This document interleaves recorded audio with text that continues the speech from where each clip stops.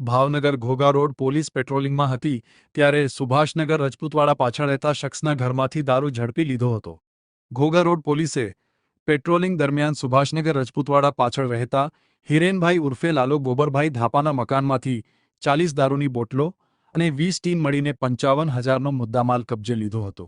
ત્યારે આ ગુનામાં હરપાલ ઉર્ફે હરુ, કેવલ ઉર્ફે સાંગા સામેલ હોય તેથી ત્રણેય વિરુદ્ધ ગુનો નોંધી આગળની કાર્યવાહી હાથ ધરી હતી।